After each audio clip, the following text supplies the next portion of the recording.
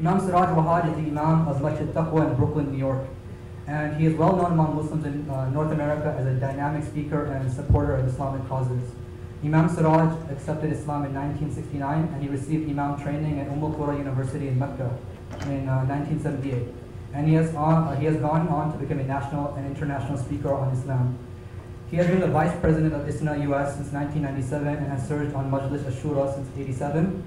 And he has also appeared on several national TV shows and interviews, especially about the anti-drug campaigns that he has received high praises for from the media and the NYPD for initiating anti-drug patrol in Brooklyn, New York since 1988. I ask now Brother Omar Dasuki to come forward and recite some ayat from the Quran, inshallah. Bismillahir Rahmanir Rahim.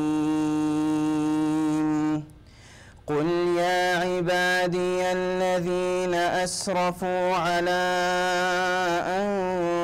أنفسهم لا تقنطوا من رحمة الله إن الله يغفر الذنوب جميعا إنه هو الغفور الرحيم وأنيبوا إلى ربكم وأسلموا له من قبل أن يأتيكم العذاب ثم لا تنصرون واتبعوا أحسن ما أنزل إليكم من ربكم واتبعوا أحسن ما أنزل إليكم من ربكم من قبل أن يأتيكم العذاب بغتة وأنتم لا تشعرون أن تقول نفس يا حسرة على ما فرطت في جنب الله وإن كنت لمن الساخرين أو تقول لو أن الله هداني لكنت من المتقين أو تقول حين ترى العذاب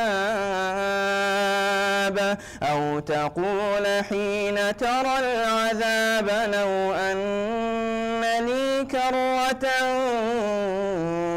فأكون من المحسنين. Say, O my ibadi, my slaves, who have transgressed against themselves by committing evil deeds and sins, despair not of the mercy of Allah. Verily, Allah forgives all sins. Truly, He is oft-forgiving, most merciful. And turn in repentance and obedience with true faith, Islamic monotheism, to your Lord and submit to Him in Islam before the torment or the punishment comes upon you, and then you will not be helped. And follow the best of that which is sent down to you from your Lord, i.e. this Quran. Do what it orders you to do and keep away from what it forbids, before the punishment and the torment comes on you suddenly while you perceive not. Lest a person should say, alas, my grief that I was undutiful to Allah. I have not done what Allah has ordered me to do, and I was indeed amongst those who mocked at the truth, mocked at the right to be worshipped to Allah, Islam and the Quran and Muhammad sallallahu alaihi wasallam and all the faithful believers. Or lest he should say, if only Allah had guided me, I should have indeed have been among the muttaqun, the pious and the righteous. Or lest he should say that when he sees the torment and the punishment, if only I had another chance to return to this world, then I should indeed be among the muhsinun, or the good doers. Assalamu alaikum.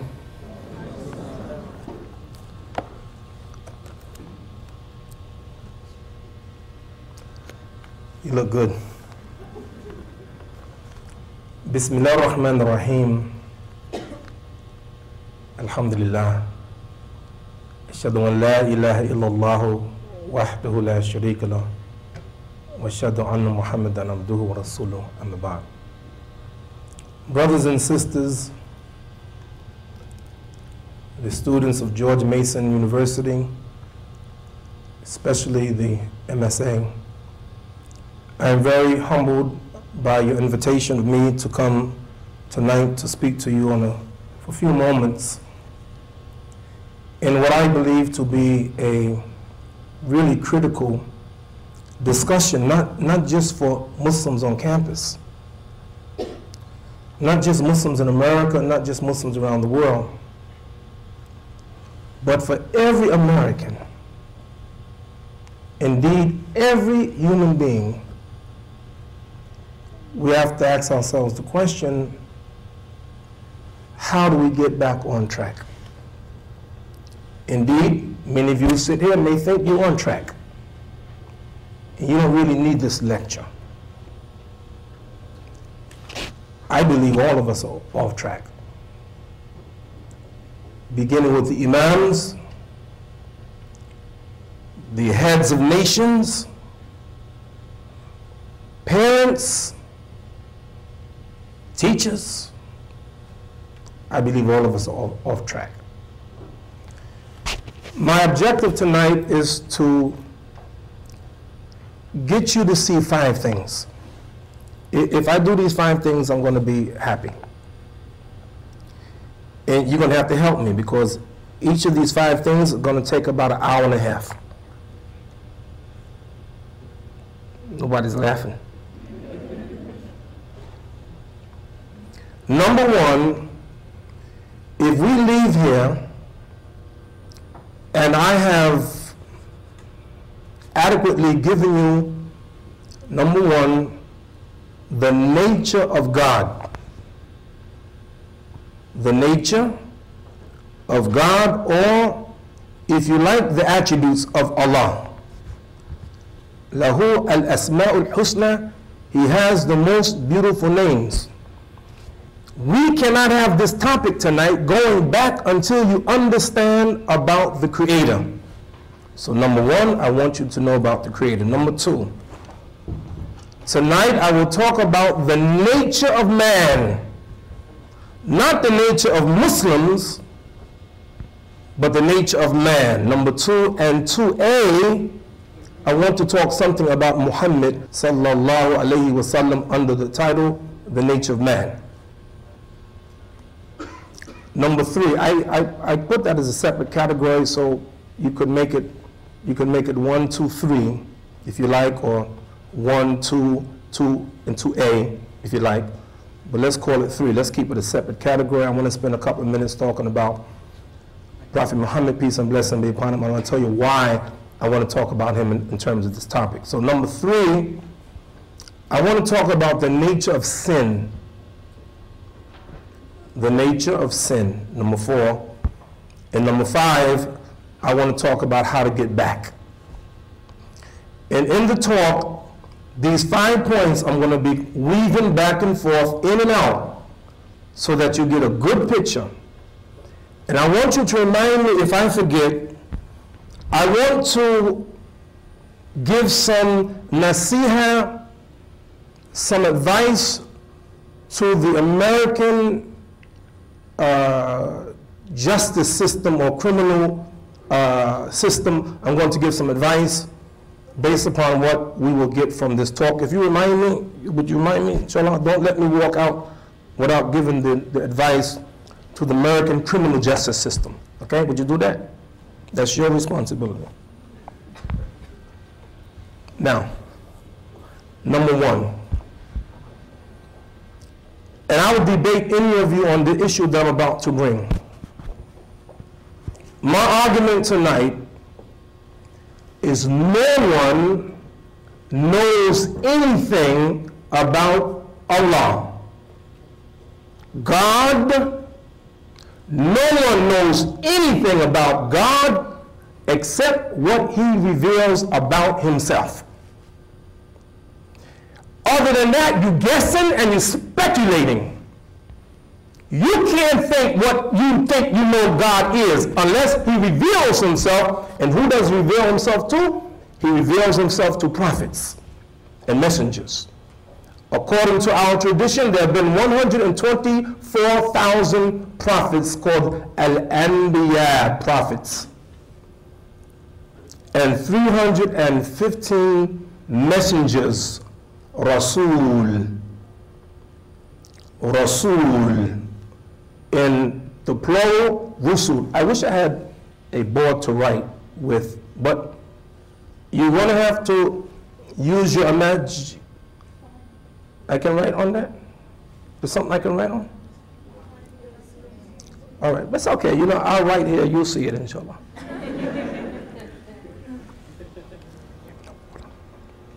The water. Thank you.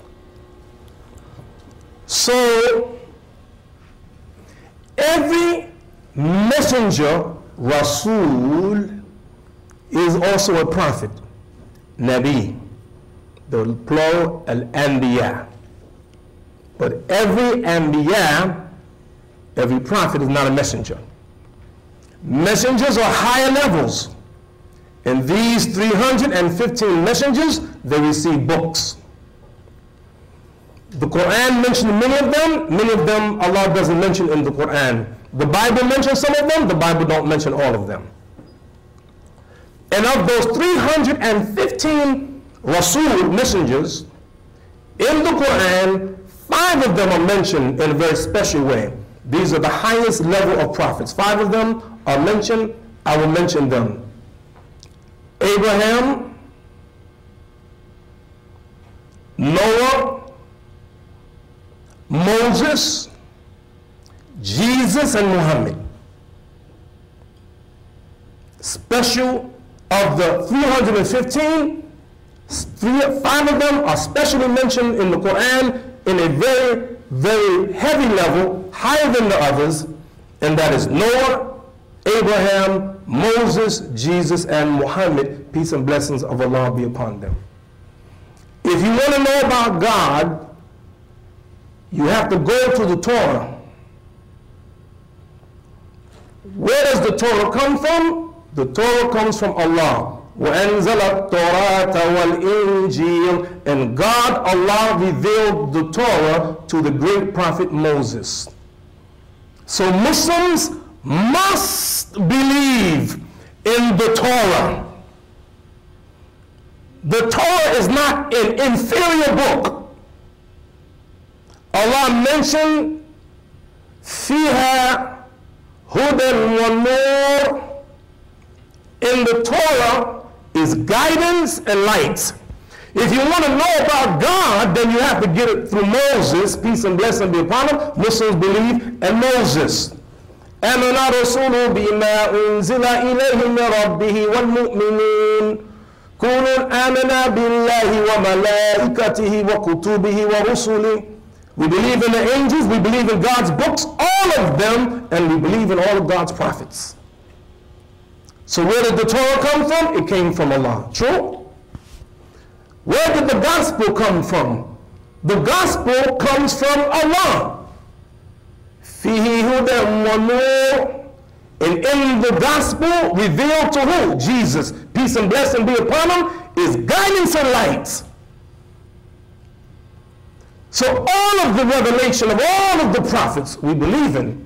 And if you want to know about God, you got to read the scripture. And finally, the last revelation, Al-Quran. Hudan wa nur.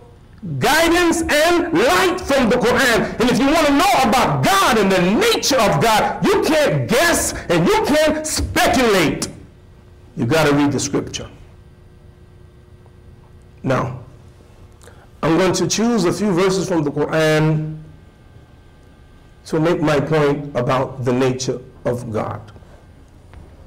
First of all, when you start dealing with Allah, it's difficult because He's Al-Khaliq, He's the creator. We makhluk, we creation. And it's difficult to really appreciate Him because Allah calls Himself in the Quran, in the Torah, in the Gospel, He calls Himself Al-Wahid. He's Wahid, He's one, He's unique. Laysa kamithlihi shay, Allah says in the Quran, there is nothing like him. And if you think you know, you don't know, except what Allah reveals. He reveals something about himself so that human beings can get some measure of understanding of who he is and who his nature is. But he has to reveal it, and you can't guess it. And this is what prophets come with. Prophets come teaching the knowledge of God. Now let me give you one verse from the Quran and see if I can develop this a little bit. I'lamu, Allah says in the Quran, I'lamu, know, and Allah shadidul iqab. Stop. You better know, Allah is saying, you better know that God is strong and punishing. See, you can't look at Allah one-sided and what you say good side, the merciful side, the forgiving side only, because Allah says I'lamu, you better know, and Allah shadidul iqab. You better know that he's strong in punishing and punishment on the one hand, وَأَنَّ اللَّهَ غَفُورٌ رَحِيمٌ, but on the other hand, he's forgiving and merciful.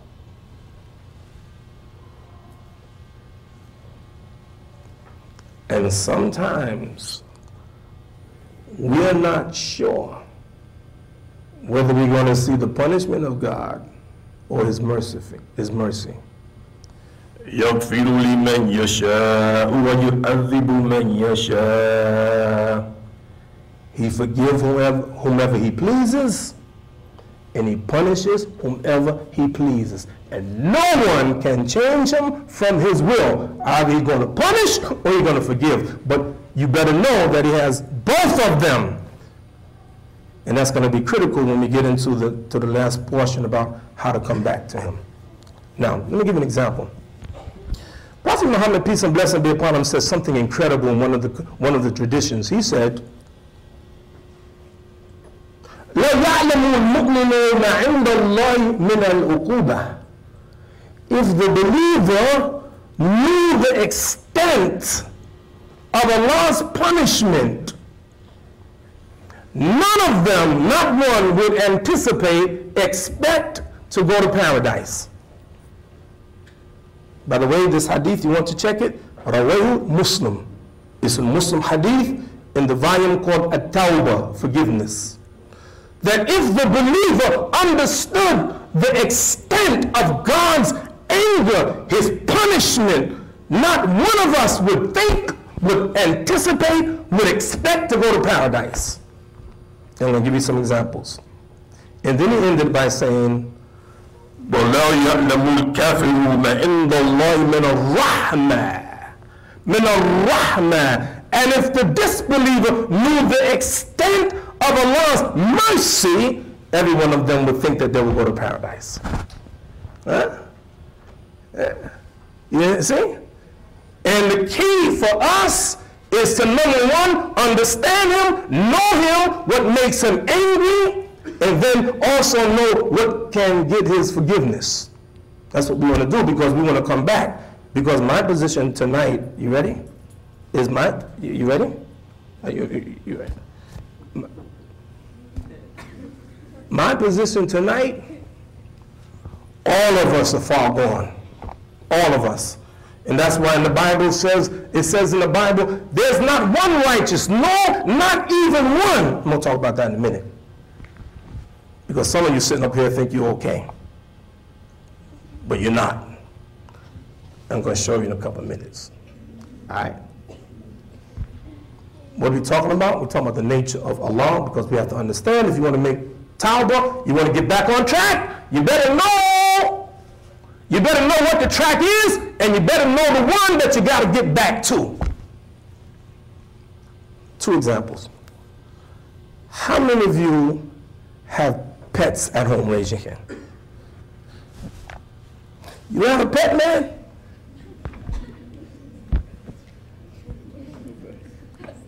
You have a pet? Huh? You do or you don't? You're not sure? You had one this morning? Well, we got a cat. My wife calls it pretty girl. What am I going to say? And I want to talk two traditions. I want to talk about a cat and a dog. First, the cat, and I did it in this order for a reason.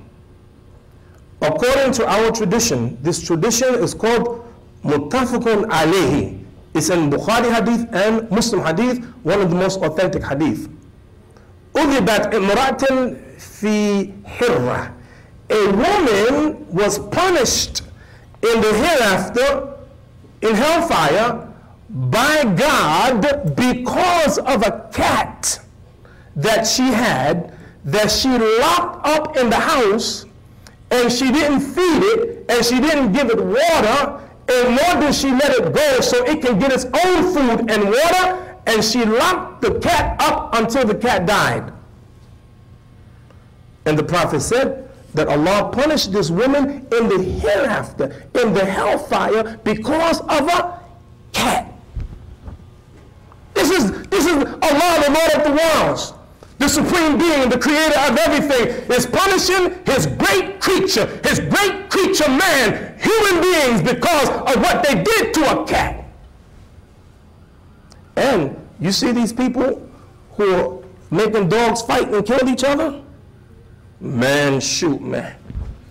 What? Shoot, you crazy. What you talking about? Now, a dog. There are many versions of this hadith, this tradition. I give you one of them. A prostitute from Bani Israel, from the children of Israel, a prostitute, she was thirsty. And she went and she got some water. And after she got water, she saw a dog that was licking its tongue in the mud because it was thirsty trying to get water. And she said that this dog is suffering what I'm suffering from. So this prostitute, she went down in the well, and the hadith said she took her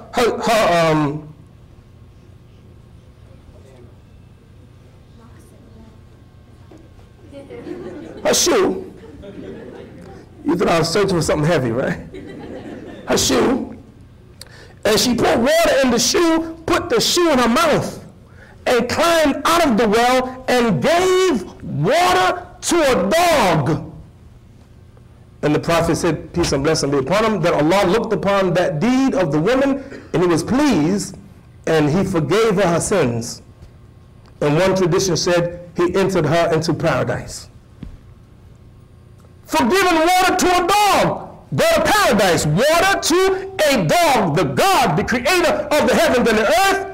He is so merciful that a person give water to a dog and God forgives the sin of the person and put him in paradise because of the good kind act that they did to an animal. If they did it for an animal, think of the good that God would do if you give water to a human being.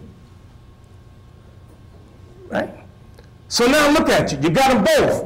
On the one hand, a cat punished in the hellfire because you didn't let the cat go, and a dog, you go to paradise because you gave it good treatment. And the only one who can put you in paradise, the only one is Allah. And the only one that can assign you to hellfire, the only one is Allah, God the Almighty. So we are beginning now to see that there are two sides of Allah. Now, let me give you this quickie and then we go on. One morning I was in the masjid. I was going to the masjid. I parked my car. And I'm sitting there gathering my books together early in the morning, maybe 8 o'clock, 7:45 in the morning. It was in the summertime. The summer, no, it was like fall, but the weather was nice. And my window was open. And I'm looking, there were about 3 or 4 children, aged 6, 7, 8, and they were going to school, and there was a man accompanying them, and then there was a little girl, she was lagging behind. Maybe she's 8 years old. She's lagging behind. And he says, come on, let's go, come on, let's go. And I want to tell you what that little girl said. And I want you to think about it. She said, leave me alone. Leave me alone. You are not my father. Leave me alone. You are not my father. That's heavy. Isn't that heavy? So I need somebody to help me. What's the implication here? What was she saying? Because she's saying something really deep. She's going to help me in my lecture tonight. What was she saying? What's the implication of what she's saying? Somebody help me. Yes? That's not her father. That's right. That's not her father. You got it. What's the implication? You going to try again? Go ahead. Don't tell me what to do. Don't tell me what to do. He got it. Tell me another implication. What's the, because she's at the root, what she said is at the root of what we're going to talk about. Yes. She said he has no rights. Ha! If he don't have right, who has rights? Her father. Why? Why does her father have a right to tell her what to do? You don't have to read it in a book. You don't have to read it in the Quran. You don't have to read it in the Torah. You don't have to read it in the gospel. Inherently, every baby born by nature knows that the mother and father have two rights over it. Number one, the mother and father have the right to tell her what to do. Oh, you don't like what I'm saying? Things change now. You can't tell me what to do. I hear it, man. I hear it. Little kids looking at them. You can't tell me what to do. I'll call cops on you. And they will. And they will. But by nature, every child knows that, A, my parent have a right to tell me what to do. And you know what? Every parent knows that. Right? Right? I hear women, they walk down the street of Brooklyn, not in Northern Virginia, but they're walking down the street in Brooklyn, and they tell the child, you better come over here, I'll break your arm. Take it out the socket and put it back in. What? But she knows she has the right, A, to tell her what to do, and number two, to punish. A parent has an inherent right to punish the child as long as they don't go beyond the boundaries and it becomes child abuse. But every parent has a right to discipline the child. Watch this. Spare the rod, spoil the child. Who said that? Spare the rod and spoil the child. In the old days, man, we boom, spank them. No, I'm serious. You don't do that no more. And that's why you have problems. I'm serious. The prophet, peace and blessing be upon him, said, teach your children to make prayer at the age of 7. And if they don't, if you don't get the message in your mind, you get it in you said it. Now, if a parent have a right to discipline the children, if a parent have an inherent right, and what gives them the right? By birth. Mother gave birth to the child. And that's why, by the way, if you study Islam, when someone asks the Prophet, peace and blessing be upon him, what deed is most loved by Allah? He said, as-salat al-waqtiha, prayer on time. Thumma, man, then what? He said, birru walidain, obedience to parents. So in Islam, we respect our parents. My mother's still alive. And I still say, yes, ma'am. I don't argue with my mother. Whatever she say, yes, mom. Whatever my mother said, I would never talk back to my mother, never. I would let my mother spank me if she wanted to. If she can catch me. I'm pretty fast. But you know, we have respect for our parents. Now, number one. Number two, I don't know any nation on this earth that doesn't have law. You know what I mean? Laws to govern it. Should we have a society without laws? Should we? Should we? You don't know? You look like you're hesitating. I don't know, maybe we shouldn't have law. Every nation on this earth have law, but the law of man is tricky. Let me tell you why the law of man is tricky. Three things. Number one, laws differ from country to country. Let me give you one example. Do you know in communist China, if you're caught distributing pornography, you don't know what pornography is? Close your ears. You don't know what pornography is, right? Your son know what? He doesn't know. Okay, good.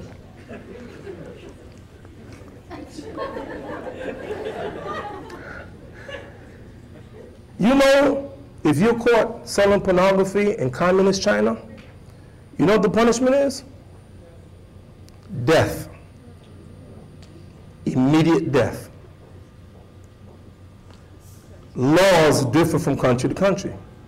The country Nepal, if you commit adultery, you know what the punishment is? Let me show you. I'm trying to demonstrate to you. The people who commit adultery, the man and the woman, they're put in a chair, and the chair is tied sturdy on a board. And then they are placed over a pool of water. And they're slowly dipped in the water until the heads go under the water. And you can hear them grasping for air. And they pull them out. And they dip them again. And they pull them out before they drown. And they dip them again, and they keep on doing that until they drown to death. Laws differ from country to country. In some countries, if you commit incest, they will bury you alive. Some countries, they will burn you alive. And if you study, and I study these things, and I will tell you all the laws, how they differ from country to country. Number one. Number two, laws differ from state to state. Now, ask your question. Are you permitted? Yeah, you. See, the rule is whoever sits in front of me when I give a talk, I'm going to talk to you. So now you know. See, that's why they're sitting back there. They already know. Are you permitted to marry your cousin? No. No. In Virginia. Ha. What'd you say? Same thing, yeah. Safe, right? It all depends on what state you live in. Some states in the United States of America, you can marry your first cousin. Some states you can't, because the law differs from state to state. Now, you don't know what fornication is? I'm really sorry. I know this sounds X-rated. It's like an X-rated talk, right? I gotta keep thinking about my young brother here. I'm so sorry. His dad'll explain it to you later, right?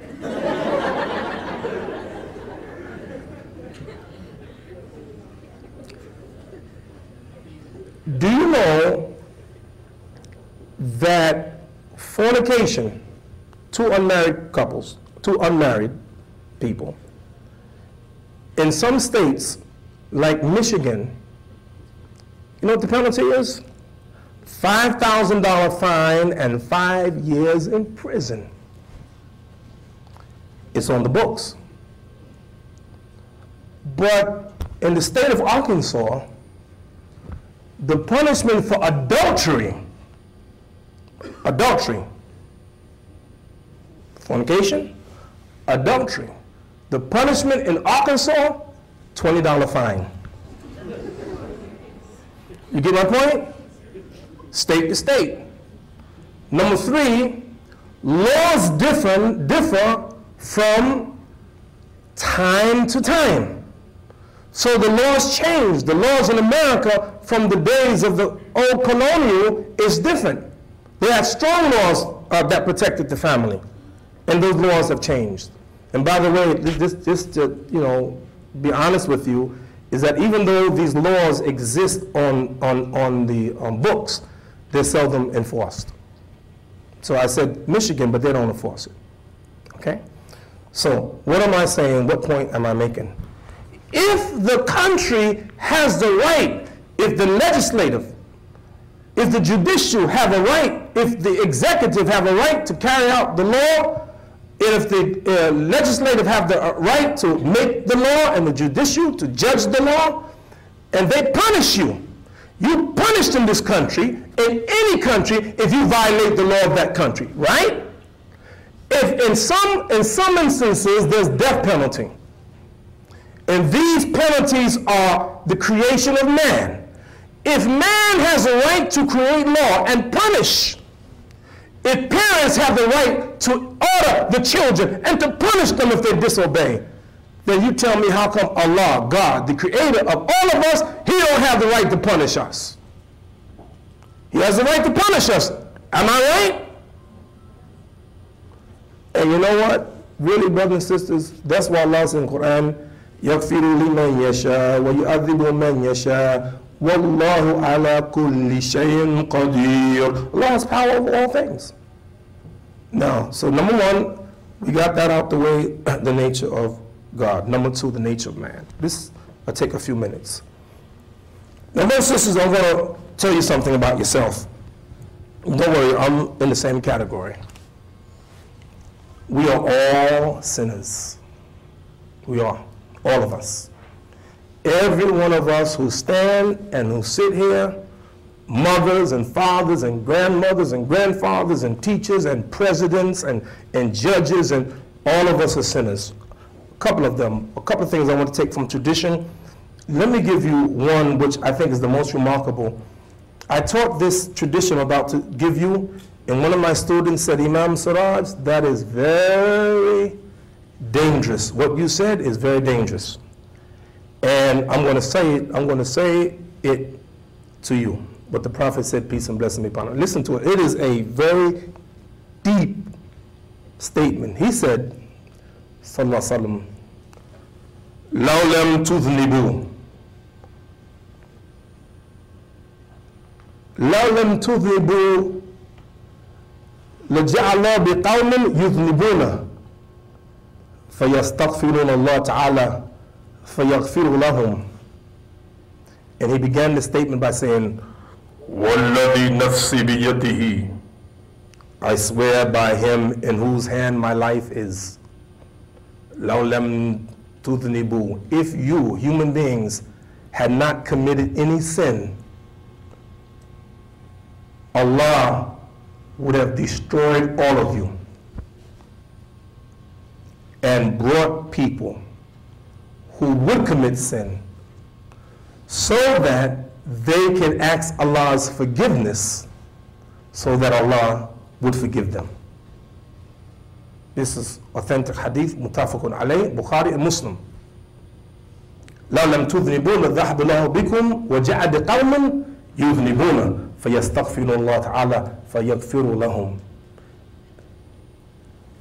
What does this tradition mean to you? What does it mean to you? What does it mean to you? What does it mean to you? I just said it. Be honest. What does it mean to you?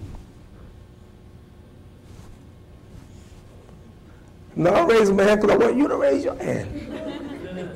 What does it mean to you? Yes, ma'am. Ask for forgiveness. Yes, yes, that's true. But there's something more here. Yes. If you make a mistake, ask for repentance. Yes, but something else. Why would God destroy us and bring someone who would commit sin? Yes. I guess it's trying to show that it's impossible that we're... Yes! It is impossible to be a human being and not sin. Does Allah want us to sin? No. Who said yes? No. He don't want us to sin, but he understands the nature. Let me say a few things and you'll see where I'm coming from. See if you remember this statement. To err is human, and Very good. And to forgive is divine. To err is human. One of the statements that Prophet Muhammad made, peace and blessing be upon him, he made it often, and I often make it, is eloquent. He said, Innama ana bashar. I am only a human being. Innama ana bashar. I'm only a human being. What is the fifth leading cause of death in this country? Smoking. Huh? Smoking? Pretty good. It's not bad. No, it's not smoking. The fifth leading cause of death in America is accidents. It's accidents. Why? Because you're a human being. How many basketball players do we have here? When you make a mistake, sister, raise your hand. When you make a mistake in basketball, what do they call it? Turnover. Ha, good. It's a turnover. You make a mistake in football, it's a fumble, interception. Tennis, I don't know. Tennis, fault. Every sport must have a way to somehow notate mistakes and errors. No one is perfect, never. If you shoot foul shots, you're going to miss. Eventually, you're going to miss because you're a human being. If you throw the ball, you're not going to catch it all the time. Right? You got my point, right? Because you're human beings. And then the Prophet said,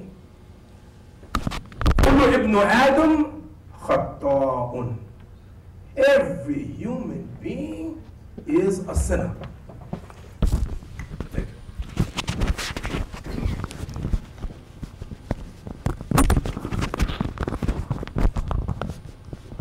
Every human being is a sinner.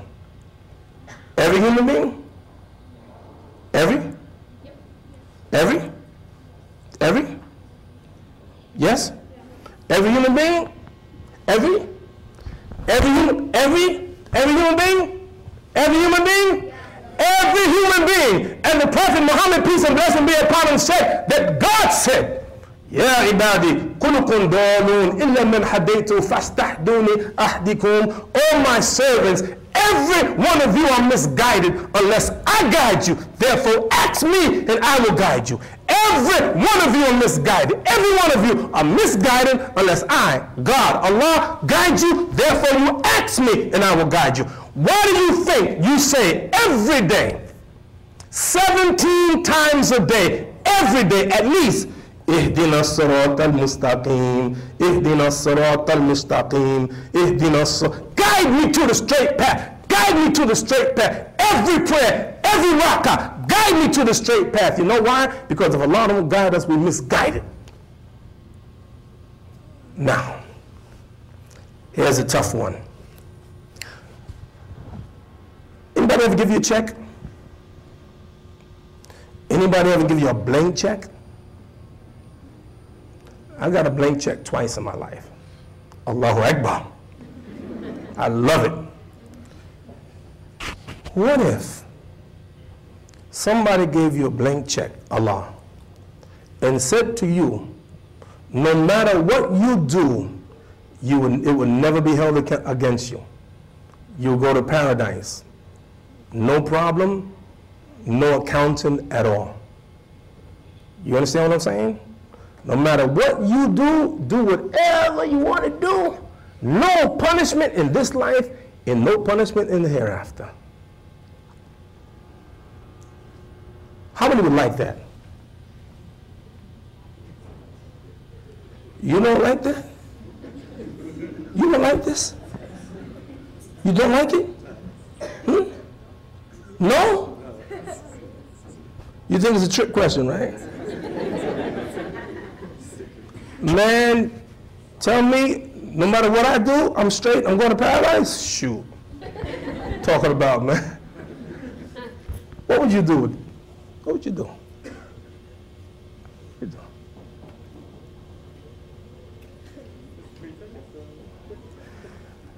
Prophet Muhammad, peace and blessing be upon him, was given a blank check. And there's many hadith that proves it. One day the Prophet Muhammad, peace and blessing be upon him, was praying so long until his feet began to swell. And his wife Aisha radiallahu anha, she's looking at him and she said, لِمَا تَصْنُعْ هَذَا يَا رَسُولُ اللَّهِ? Why are you doing that? وَقَدْ غَفَرَ اللَّهُ لَكَ مَا تَقَدَّمَ مِنْ ذَنْبِكَ بِمَا تَأَخَّرَ.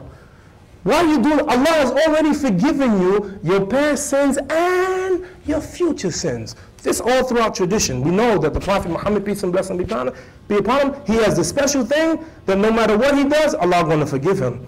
Now, this hadith shows us that despite that, he's still the most righteous and the most pious. Despite Allah giving him that gift, and I used to say, why are you making all this extra prayer, right? Because the Prophet, peace and blessing be upon him, is special. Now, this is a tough part now. We almost finished. By the way, I'm coming to my conclusion. Right? I only got a couple more to go, right?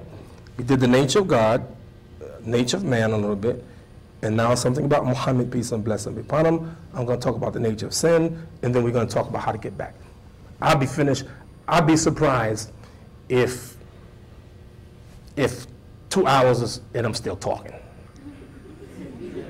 I'll be surprised. I'm saying I'll be surprised. This is tough.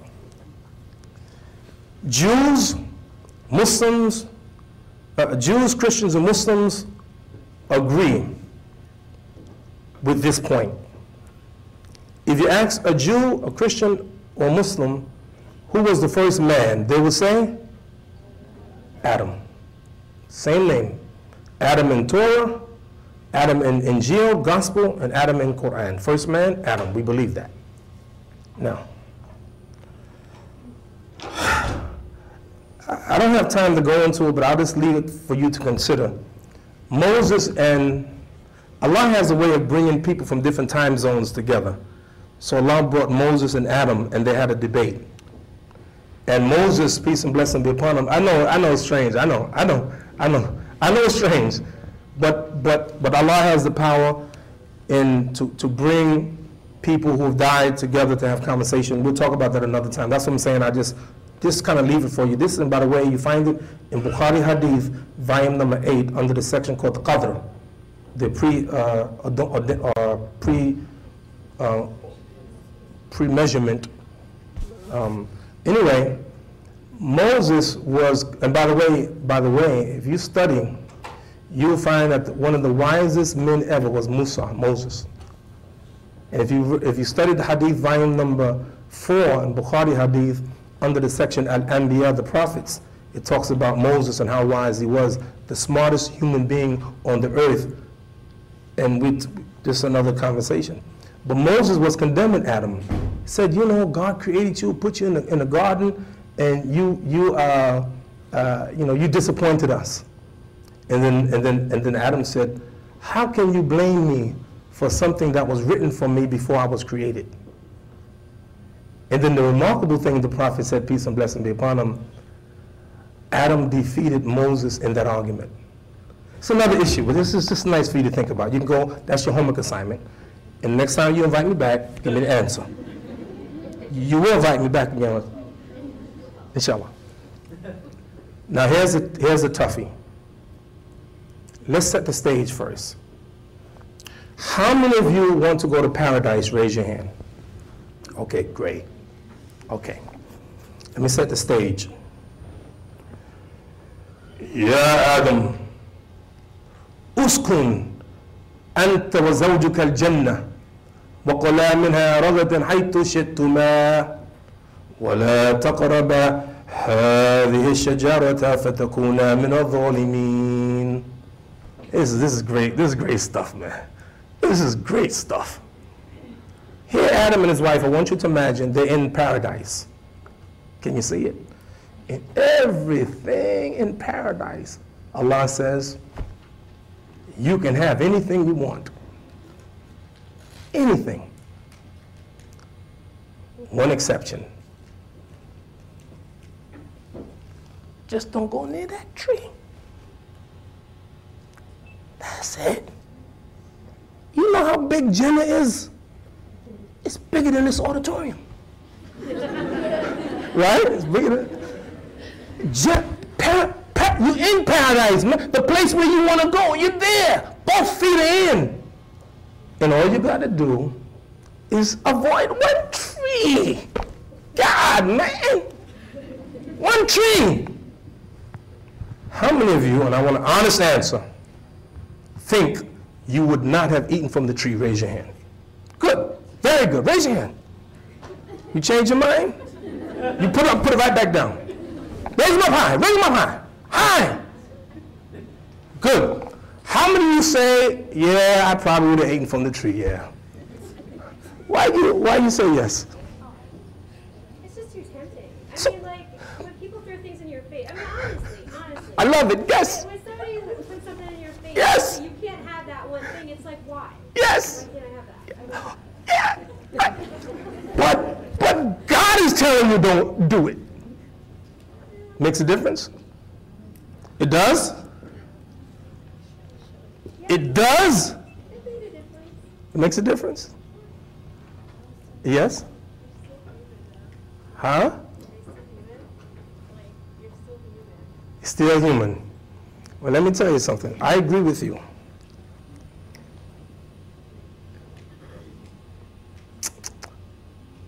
From the very beginning, we see the nature of man. Rebellious. Let me give you a few pointers and then we almost finished. Think about this. You know how many people on this earth? About 6 billion. And every day on this earth, intimacy between men and women happen 100 million times, 100 million times a day. This is not my figures. This is according to who? According to who? Who? World Health Organization. According to who? Now, well, who's on first? No. That's a different talk. According to the World Health Association, 100 million times a day, intimacy between men and women. Now, between you and I, it's rumored that most of that take place in New York City. But that's another issue. 100 million times a day, that results in 910,000 conceptions a day. That results in 350,000 sexually transmitted diseases a day. That results in 150,000 abortions a day. 150,000 abortions a day. 350,000 sexually transmitted diseases a day. 910,000 conceptions every day on this earth. Now, sisters, I want you to excuse me for 1 minute. Stay here, I want to talk to the brothers, right? But don't go nowhere, right? Brothers, I want to talk to you for a second. And don't worry, the women, they can't hear us, okay? And I want an honest answer. First, how many brothers are married? Okay, good. Good. All right, this is the question. How many of the men here love and are attracted to women? Raise your hand. Yeah, right. All right. You're not sure? Any brother who didn't raise a hand, see me later, we gotta talk. All right? We talk later. What I am saying is it is absolutely natural for men and women to be attracted to one another. It is absolutely natural. Allah created you like that. But if you want to be successful, you have to do according to what He commands. and his wife, by the way, Allah mentions in the Quran, if you study the Quran, it's beautiful, they both ate from the tree. Allah gave both of them the instructions. La taqrabaa is the dual. Ya Adam, uskun anta wa zawjuka al-jannah wa kula. You two eat. You two. La taqrabaa. You two don't go near the tree. Or you two become, you know, among the wrongdoers. Now, the bottom line, brothers and sisters, number 4, is the nature of sin. If God tell man and woman what not to do, there's a price that you have to pay if you do it. In the Bible, they say something like this: the wages of sin is death. Is it? Am I right? The wages of sin is death, right? There is a price that you have to pay every time you commit a sin. What is a sin? What's a sin? Let's do this for a second. Let's not call it a sin. Let's call it something different. And sometimes what Allah and His Messenger, what they do is they make us understand something on the human level in order to understand the divine level. Let's not call it sin. Let's call it crime. Okay? Let's not call it sin, call it crime. Now, I need you to help me. Most populated nation on the earth. China. Population of China. 1,300,000,000. Second most populated nation on the earth. India. Population 1,084,000,000, something like that. By the way, soon India is going to surpass China as the most populated nation on earth.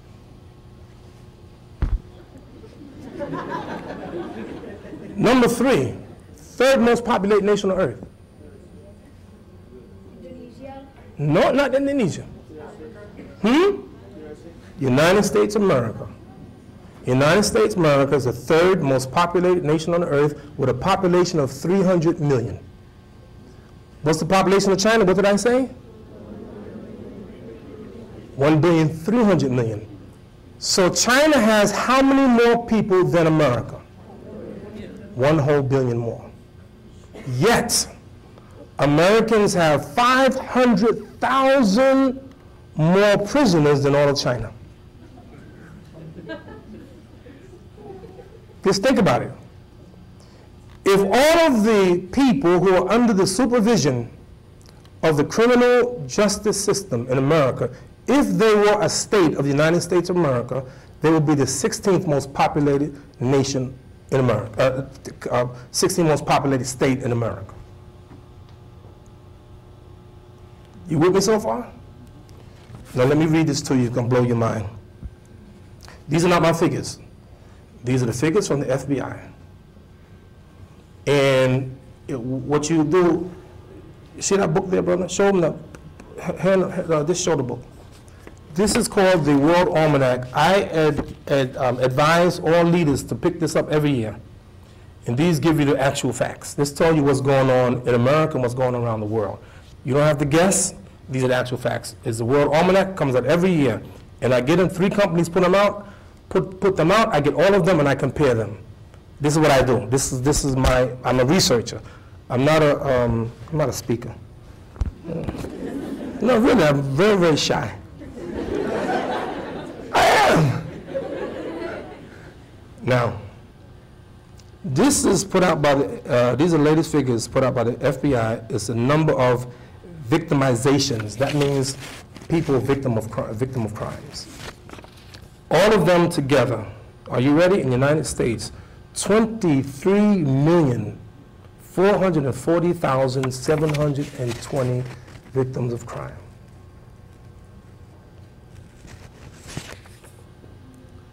Violent crime, 5,173,720.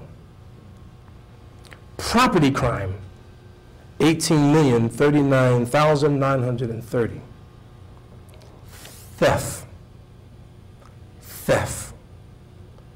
13,605,590.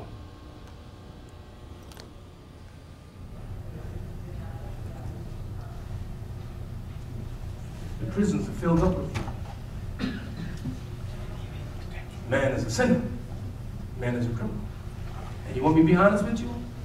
Do you know the difference between many of us on the outside and those on the inside of prison? You know one of the major differences? They got caught. Seriously. Think about all the things that we do. You don't have to look around the world. You don't have to look at no one else. Just look at yourself tonight. And look what you do. You say, well, it makes a difference. God said don't do it, but yet God is telling us every day what not to do, and we're still doing the opposite. Aren't we? You want to talk about Adam. How could Adam do that? Give it back.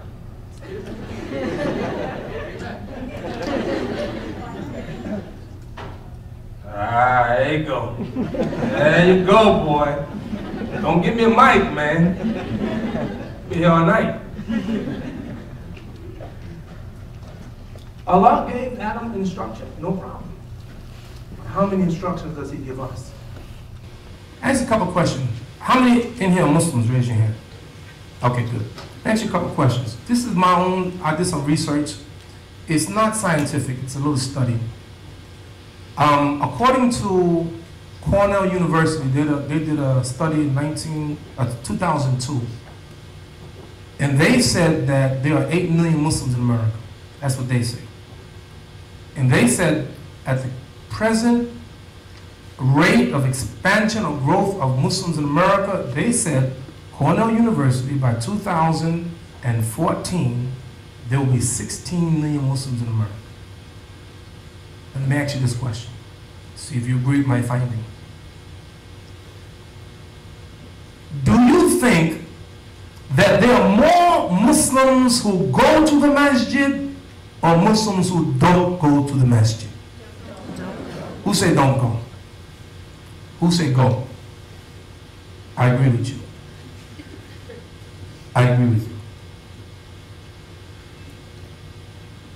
Do you think more Muslim children go to full-time Muslim school or public school? Public school. Let's see if we can play with some figures. According to the New York City Police Department, they just put out a study about Muslims in New York City. They said there are between 600,000 and 750,000 Muslims in New York City. I think they're more than that. But let's take their figure. Let's take the high figure. Let's take 750,000. How many masjids do you think in New York City? There are 200 masjids in New York City. Let's assume that each masjid has 1,000 people going to the masjid. How many people is that? Just mathematics, man. 200,000, right? 200,000 going to the masjid, and you know each masjid don't have 1,000. Right? It's less. On average, it's less. We are the Muslims. If, you know how many Muslim schools we have in New York City? Muslim full-time schools, 35. Let's say each one has 1,000 students. How many students is that? 35,000. Where are the Muslim children? Over 95% of Muslim children in America go to public school. Less than 5% go to Muslim full-time school. Where are the Muslims? How many of us are making prayer on a regular? Don't raise your hand. I'm not trying to get you to raise your hand. How many Muslims are making prayer on a regular basis? How many Muslims fast in the month of Ramadan? You go to the masjids in Ramadan. Don't you find that the masjids in Ramadan are filled? That you don't see during the rest of the year? Where are they? I saw a brother at the masjid in Ramadan. I said, oh brother, so-and-so, assalamu alaikum. I see you next year.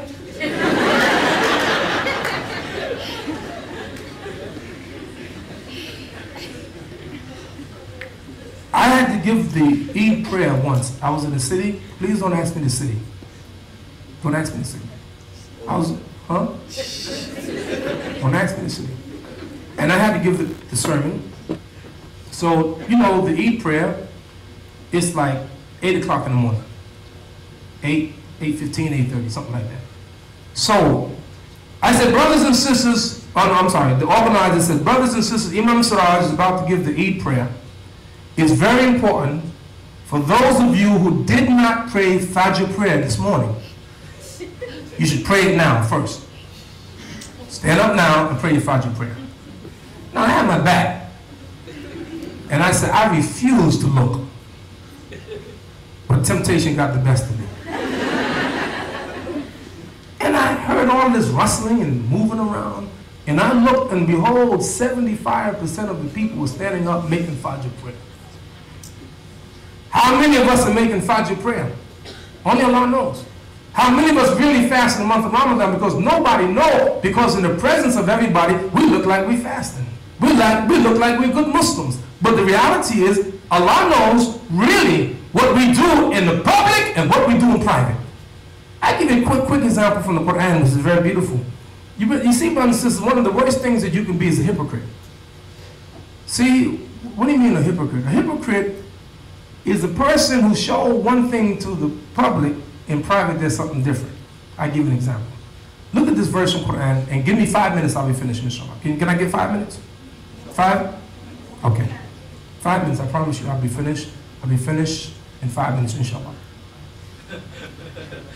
Why are you laughing? I really will be finished in 5 minutes if you let me talk. وَإِذَا لَقُوا الَّذِينَ آمِنُوا قَالُوا آمَنَّا وَإِذَا خَلَوا إِلَى شَيَاطِينِهِمْ قَالُوا إِنَّا مَعَكُمْ إِنَّمَا نَحْنُ مُسْتَهْزِئُونَ. And when they meet those who believe, they say, we believe. But when they are alone with the evil ones, we say, we are really like you. We are really with you. We were only mocking. And you know what? Really, you know what my concern is? My concern is for the youth, and let me tell you why. Let me tell you why my concern is for the youth. You see, brothers and sisters, I decided that I want to become Muslim. I became a Muslim. Nobody in my family Muslim. Nobody. Mother, father, brother, cousin, uncle, nobody. I'm the first one to become Muslim in my family. I became a Muslim because I want to be Muslim. But the danger is that when my children start growing up, where am I taking them? I'm taking them to the masjid. I got their hand, I'm taking them to the masjid. I'm Muslim. I'm taking them to the masjid. But the question is, when did my children decide that they want to be Muslim? And when did you decide that you want to be Muslim? Or are you still living under the shadow of your parents? Are you still acting like a Muslim because you're home and your parents are telling you to dress like that? If you're on your own, would you dress like that? If you're on your own, would you read the Quran? If you're on your own, would you read the hadith of the Prophet, peace and blessing be upon him? If you're on your own? But see, when you're children under the shadow of your parents, maybe you act one way at home. I know Muslim sisters who leave the house with their full hijab. And when they get out the house on the way to school, they take off the hijab and put on other clothing. And so we are really with you. We are only mocking. You got to be careful, especially the youth, because you have to make a decision. I want to be Muslim on my own. You hear me? You understand what I'm saying? And now comes the difficulty in my conclusion. Here comes the difficulty. Live in America. It's rough being Muslim in America. Muslims watch television. Now, I know, brothers and sisters, none of you watch TV. I know that. There's a television, wallahi, I've never seen it. There's a television program, I have never seen it. I've never watched it. It's called Desperate Housewives. And it comes on, what day again? Huh? Oh, all of a sudden you don't know.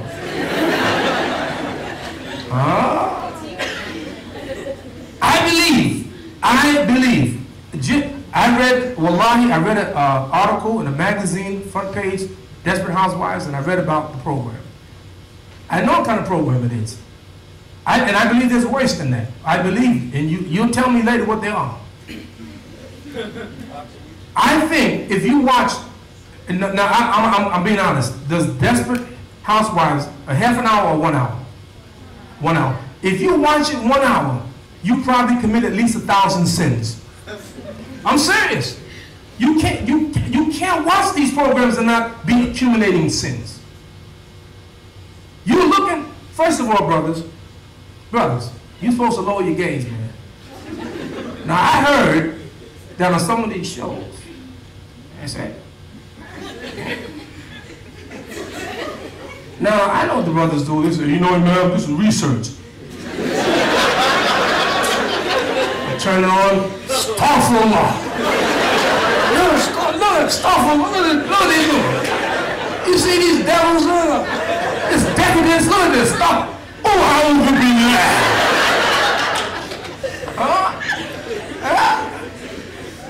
Same thing with the computers.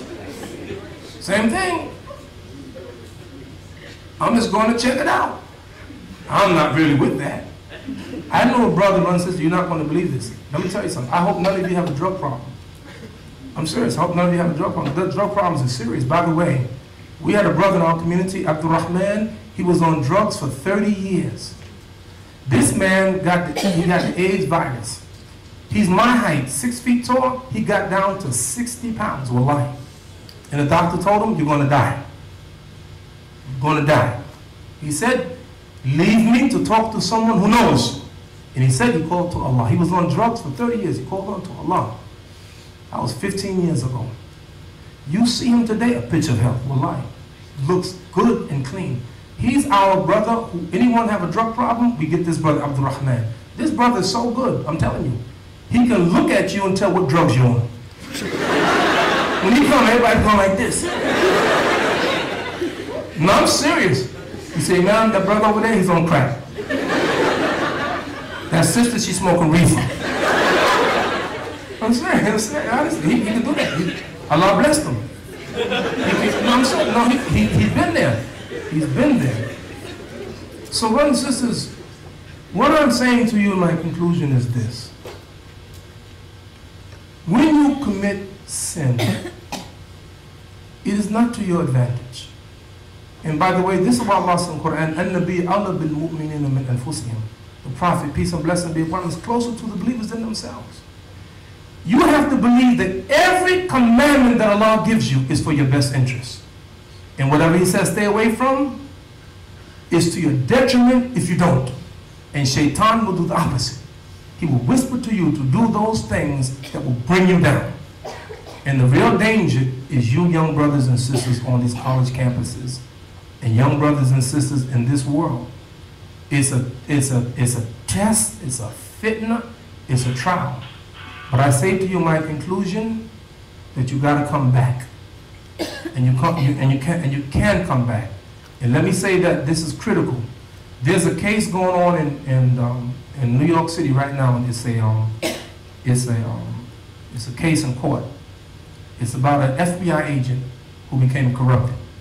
He had infiltrated the mafia, and in that he caused, from what we understand, the death of 5 people, giving information to the mafia.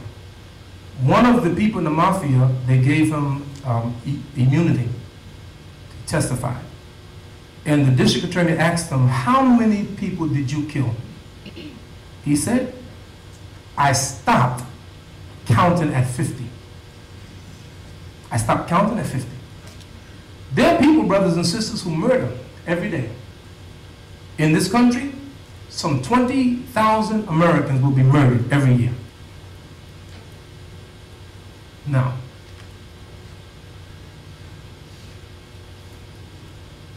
I said that for a reason.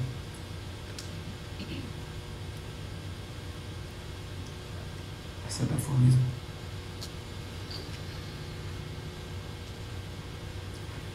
Every year in this country, people will murder one another.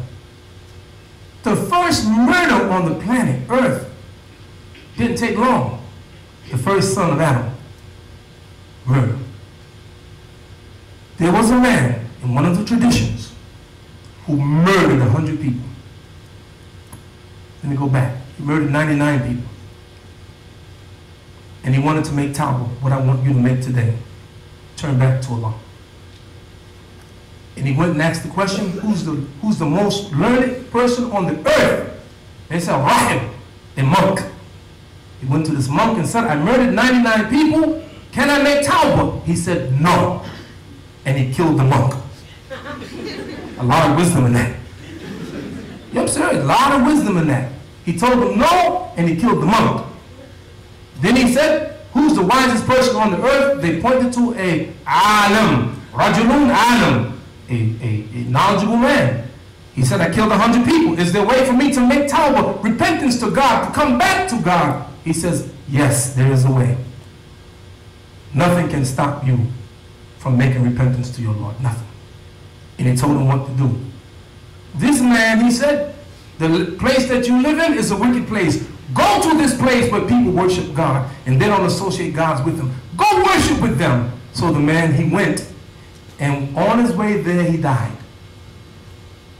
And so the angels now are arguing, is he going to go to hell? Is he going to go to paradise? So the angels of punishment said he did no good. And the angels of mercy said he intended to do good.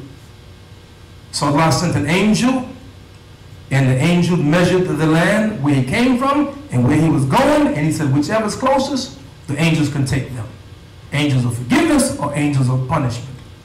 One narration said, before they measured, Allah stretched the land so that he was a little bit closer to where he was going. They measured, and Allah forgave him his sin. Murdered 100 people. Now I got something for you to think about. New York City, there was a judge, an African American judge, years ago called Turn 'em Loose Bruce. It's a real case. His name was Judge Bruce Wright. He was very lenient, and he would turn people loose. Would you like a judge, for instance, everybody who comes in front of him, for him to let them go? Would you like that?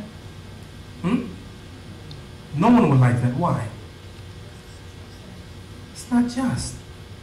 But yet Allah has a way to judge in such a way that if he judged that man, forgives this man, maybe the people that he hurt, they'll get blessings for it. And this, I have proof from that, from tradition. With a muflis, I don't have time to go into the details, but the person that you killed may be the one who dies, go to Jannah. I got evidence for that, inshallah. So brothers and sisters, tubu ilallah, turn back to Allah. You have to go back to Allah. What this taught is what what's the brother read the Quran? My brother read in the Quran this afternoon, he began the program with this ayah from Quran. It's very important. Do not despair of the mercy of Allah. I don't care whatever you did today, even before you came here, Allah forgives every sin. Does Allah forgive every sin?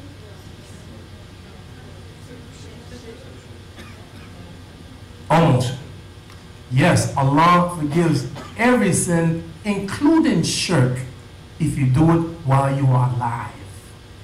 But what he doesn't forgive, if you die in shirk, there's no forgiveness for that. So I'm saying to you, at least before you leave here tonight, there's no God but Allah. And Muhammad is his messenger. At least that. This is why, before the Prophet's uncle Abu Talib died, he said, Qul la ilaha illallah. Say there's no God but Allah. Say it. That's that alone. And then make intention from this night forward, what you're doing, you stop doing it. Brothers, I know you're attracted to the sisters. I know you are. But get married. If any brother want to get married tonight, I'll perform it. No, I'm serious. I'll do a mass performance right now. Put your guardians on the phone, and we hook you up. So brothers and sisters, Allah is most merciful. He wants us to come back to Him. He wants us to make tawbah. Do it. It's for your benefit. And remember this, before I go, you may say it's a little sin, it's no big deal. But it is a big deal. If you sleep with a woman, brother, that's not your wife, sleep with a man that's not your husband, you don't know that that day you may get the AIDS virus. Maybe one time you did it, or you become pregnant, or you get gonorrhea, syphilis, and herpes, and all of that. Be patient, and I'm telling you, brothers and sisters, Allah will give you something good. Be patient and wait for Allah subhanahu wa ta'ala. Turn back to Allah. Get back on track. Starting tonight. Who should get on track? Imam Siraj, he's number one. In all of us, we need to get back on track. May Allah subhanahu wa ta'ala bless you and help guide you. Ameen. Assalamu alaikum. Now, we have time for some questions. And brothers and sisters, it is now 5 to 8. Anyone have any questions, statements, please don't hesitate. We have another mic out there. Feel free, brothers and sisters. I have time for a couple of questions, inshallah. Anyone like to ask? Again? Ha! Advice!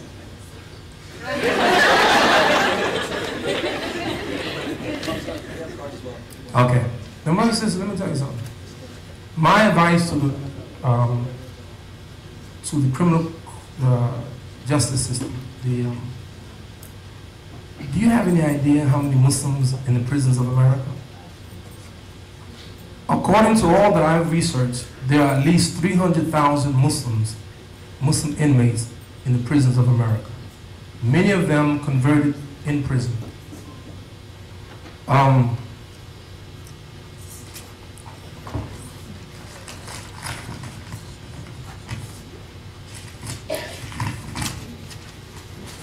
want to read something to you.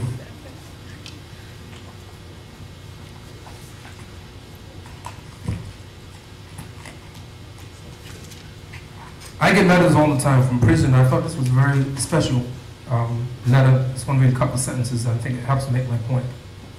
Assalamu alaikum. I am writing you from the Station State Prison in Alabama. I would like to inform you that recently I was paroled after 16 years for the conviction of manslaughter. It is my desire and intention to transfer my parole to New York City. So until approval, I will remain incarcerated. I am told that the process takes about 4 to 6 months. Allah knows best. Upon arrival, I would like your support with making an Islamic adjustment back into society. I have never seen or been inside any masjid, nor have I seen a Muslim on the streets. I declared, La ilaha illallah, there is no God but Allah, Muhammad Rasulullah, Muhammad is the messenger of Allah, while incarcerated in 1993 and striving still, alhamdulillah. I do not know my way around New York, so I'm hoping someone would guide me to the masjid upon my arrival. I would like to make salat, prayer, in the house of Allah on the very day that I arrive. I am told that every year between 30,000 and 40,000 inmates in the prisons of America convert to Islam. 30,000 to 40,000. This is the question. This man, we learn from this hadith, if there's no tawbah, then people become hopeless. If you can't reach back to God, you make a mistake, you can't get back, it's hopeless. And you do hopeless things. If a person served 16 years in prison, I'm asking you this question. Did he pay his debt to society? Did he? Huh?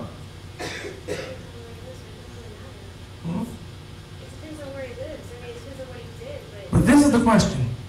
If you go to prison for whatever, you serve your term, and they said this is the punishment for your crime, you paid your debt to society.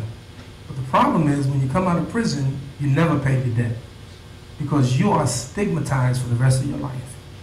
And that person who comes out of prison and they look for a job, the first thing they ask, have you been to prison? Most brothers say no, and they hire them. But 1 month later, after checking, a background check, they find out that they've been in prison.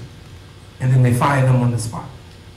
If you tell them, if they ask you, have you been to prison? You said, yes, I'm honest, I've been to prison, but I was released and this was my case. They said, okay, we'll call you. And they will never call them. We have to have ways when these people come out of prison, we have to have some way for them to come back to society like this brother wants to come back. And this is one of my mandates, is to make sure that all across America, when people come out of prison, they have something so they can go back into the mainstream of society. I have time for 3 questions. You don't have to write them down. You can write them if you want, but you don't have to write them down. 3 questions. Yes, sir. Wa alaikum salam. Question I actually wrote down on a piece of paper. What are the best ways to stay away from hypocrisy? But the best way to do what? Stay away from hypocrisies. Stay away from hypocrisy. You see, brothers and sisters, let me ask you a question. And I want an honest answer. How many of you think it's possible to believe in Allah and yet not make prayer? If you think it's possible, raise your hand. Okay, it's okay. Raise them up high. Come on, raise them up high. Okay, now, it is interesting.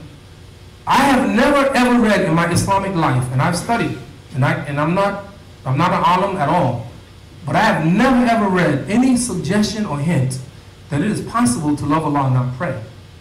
On the contrary, I read, and you read, where you can actually pray and still not be a believer.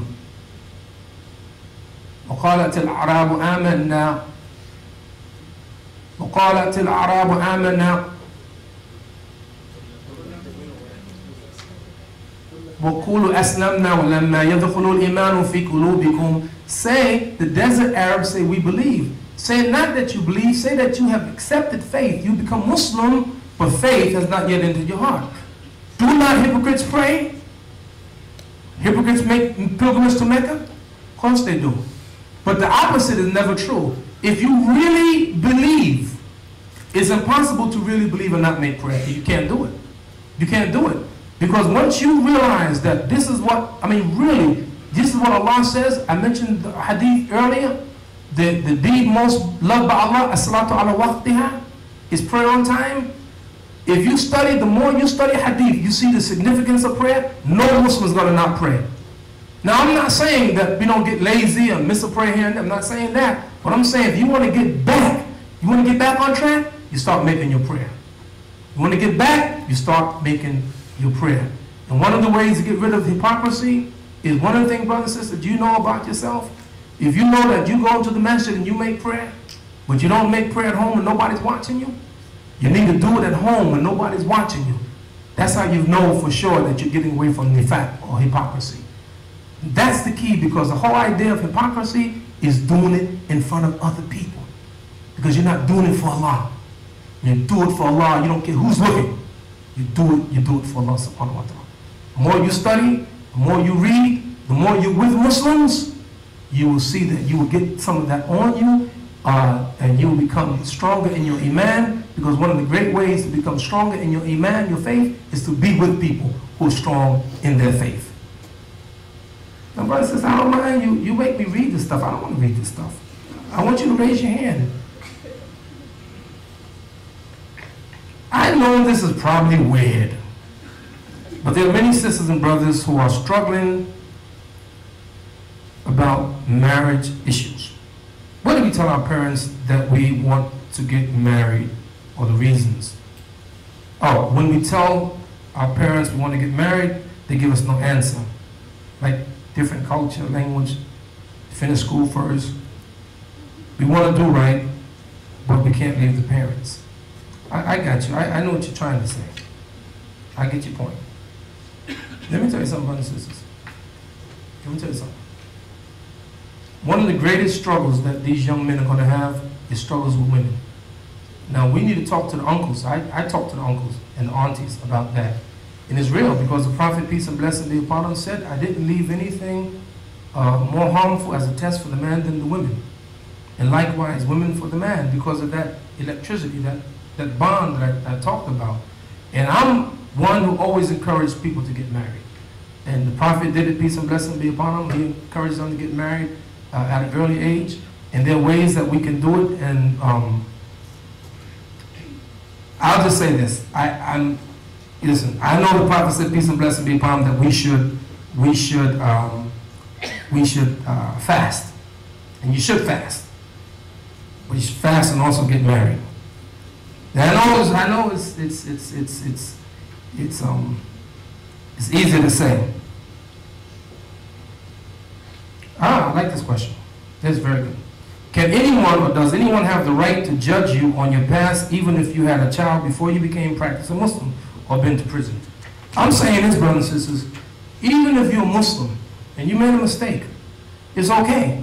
Because the Prophet, peace and blessing be upon him, said every human, every son and daughter of Adam is a sinner, but the best sinner are those who return to Allah subhanahu wa ta'ala.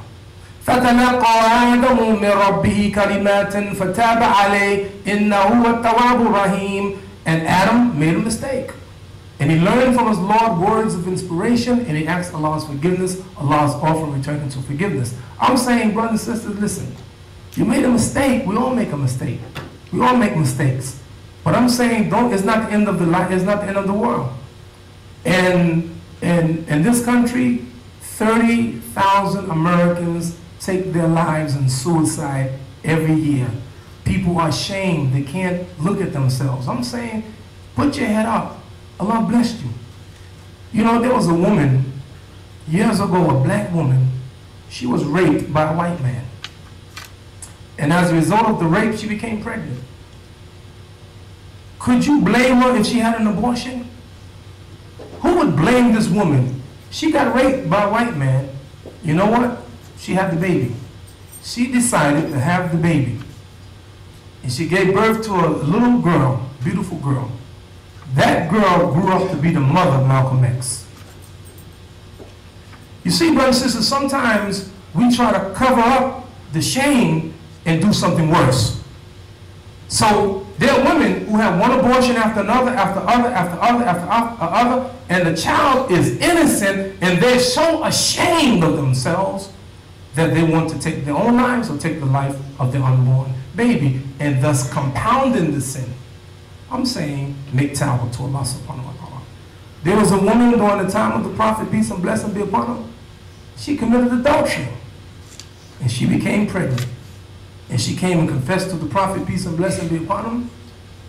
And the Prophet, after she had the baby, they had, at that time, capital punishment. Capital punishment is in the law of the Torah. And the Prophet, peace and blessing be upon him, the same law in Islam, a capital punishment for adultery. And that woman, the Prophet, peace and blessing be upon him, made the funeral prayer for that woman. And said that this woman made such a repentance that if it was spread over 70 people of Medina, it would have sufficed all of them. So I'm saying, make tawbah, whatever it is. However bad it is, brothers and sisters, don't kill yourself. You know, if you look in our communities, you'd be shocked who's in our communities. We have brothers, we have imams over masjids who've been to prison. I know them, you don't even know them. And you have no idea what they used to do. But Allah cleaned them up. I talked about this brother Abdul Rahman. And there are a lot of other brothers whom Allah blessed. Some people right in Islam. One of the greatest examples of Malcolm X, Al-Hajj Malik Shabazz. You read his autobiography. How many read his autobiography of Malcolm? You know what Malcolm used to be. Look how Allah blessed him to clean his life up. And look, he became a shining example. And he goes around, he's not ashamed. He said, yeah, I was in prison. And he talked about his experiences in prison. But Allah cleaned him up. Maybe some of the same brothers and sisters here who make mistakes and they admit to their mistakes to Allah, and Allah cleaned them up, you just put your head up. You put your head up and you go straight forward and ask Allah's forgiveness, inshallah. All right, one more. It's long, brothers and sisters. I'm gonna finish. I'm gonna finish. Because you look like you're tired. Ha! Please mention to donate generously. George Mason University, MSA. Now, brothers and sisters, you all look like you don't have a lot of money. Really, you got that look. But please, before you go, there's boxes all over the place. Make a donation, whatever you can. If they want to write a check, what should they write a check to? Huh? One of the officers, inshallah, make the check to your name. Is that what you're telling me? Write the check to me? Is that what you're saying? Oh, so you can't, don't write it to the school itself, to one of the officers. Wink, wink. I'll see you later, right? Brothers and sisters, you know, they're doing a magnificent job. And I became a Muslim in 1969 at New York University.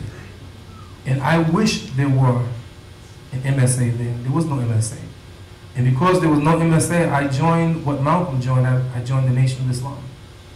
And if there were some Muslims there, like we have now, inshallah, you never know. Maybe in 1969, instead of joining the Nation of Islam, I would have been a Muslim, inshallah. But now we have MSA in New York University and all over the place.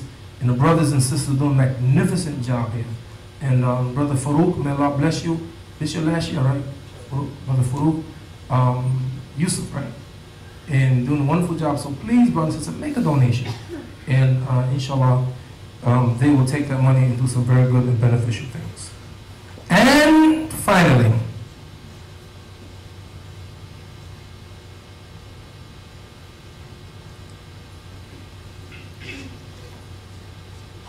interesting question.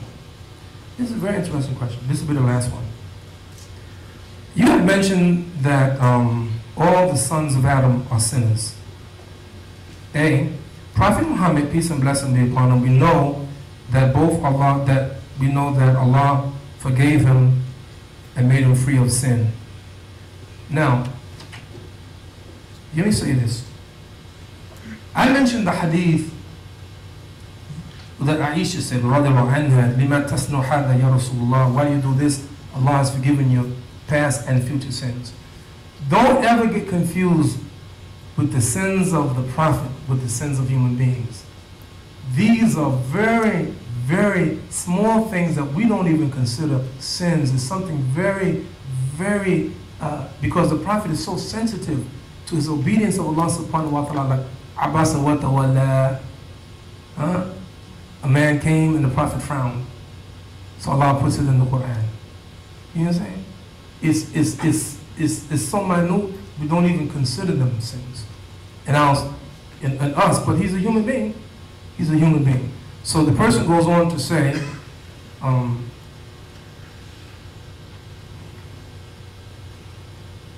this is very close to the idea of original sin from the Bible, and man is imperfect. I want to differ with the original sin concept. Allah, the Prophet, peace and blessing be upon him, said, "Kullu maludun yuludu al-fitra." Every human being is born on the fitra. We don't have the concept in Islam that everyone is born a sinner. Born a sinner. Rather, they born and they commit sin. We don't have the concept of original sin in Islam. And because that goes into the whole point of redemption of what they say is Jesus, peace and blessing be upon him, that he has to come to redeem man because man is original sinner. In Islam, and this is my last point, two things we need, brothers and sisters. Please don't ever miss this point.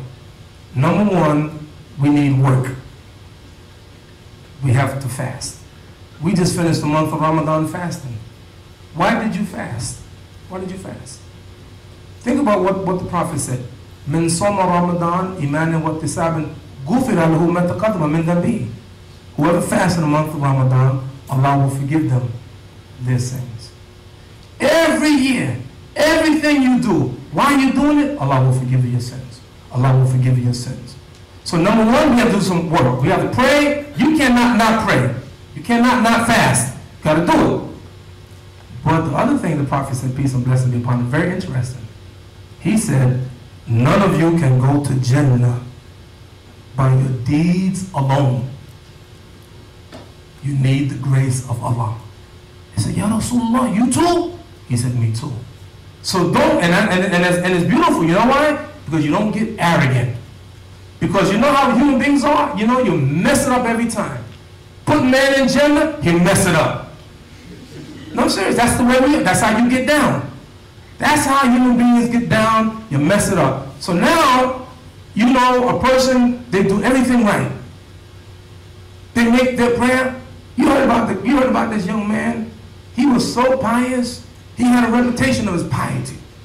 Man, he'd go to masjid and he'd be in the same spot every time making prayer. He'd be making his prayer. Everybody knew this young man for making his prayer. One day there were some people behind him, and they said, behold, this righteous young man always making his prayer. And he's praying, he says, I'm fasting too.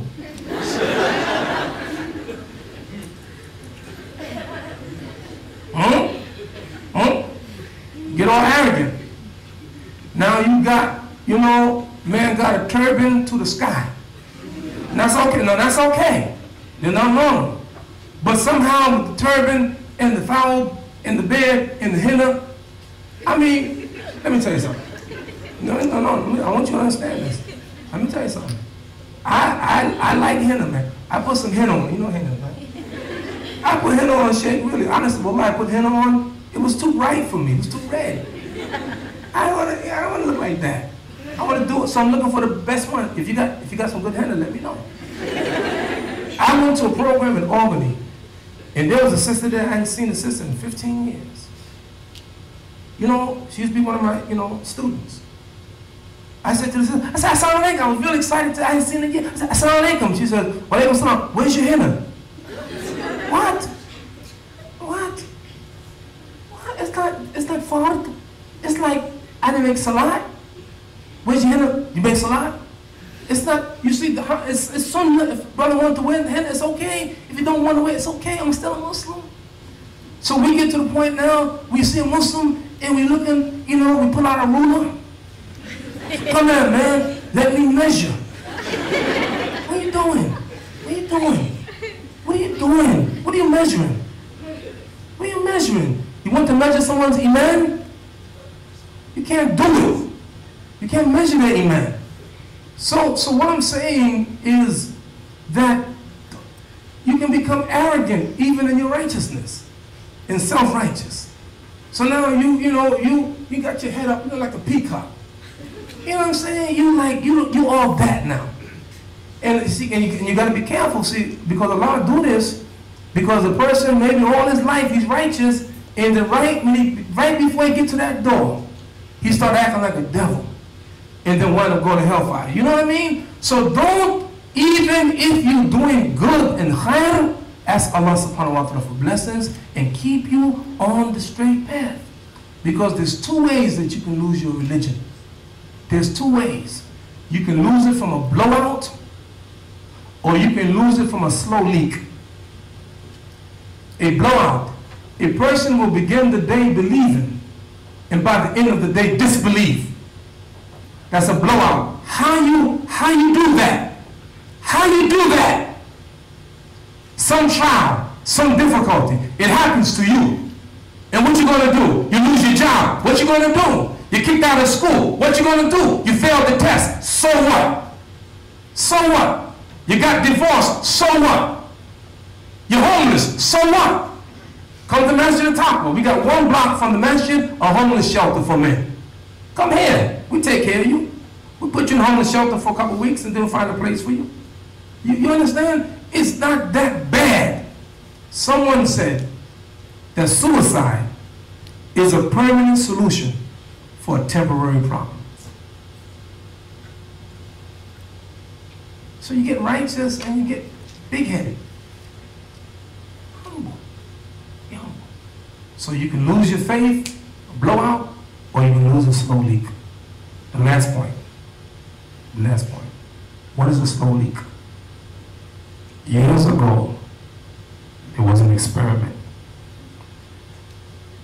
And the scientists got a bowl, a pot of water, and they heated it up. It was boiling. And they took a frog, and they put the frog in the water. And when they put the frog in the water, the frog jumped out. And then the scientists took another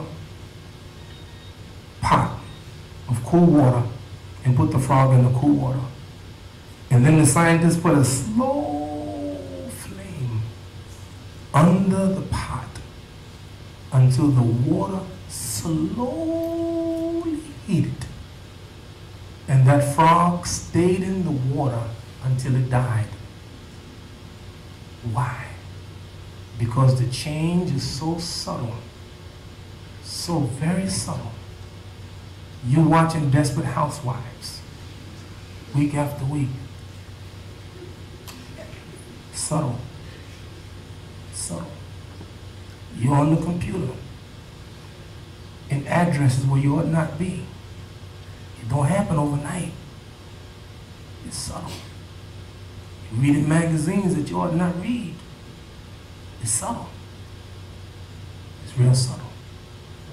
Gotta be careful. Slow leak. Before you know it, you're no longer Muslim. And you didn't know when you lost it. May Allah bless all of you. Come back. Ameen. Assalamu alaikum.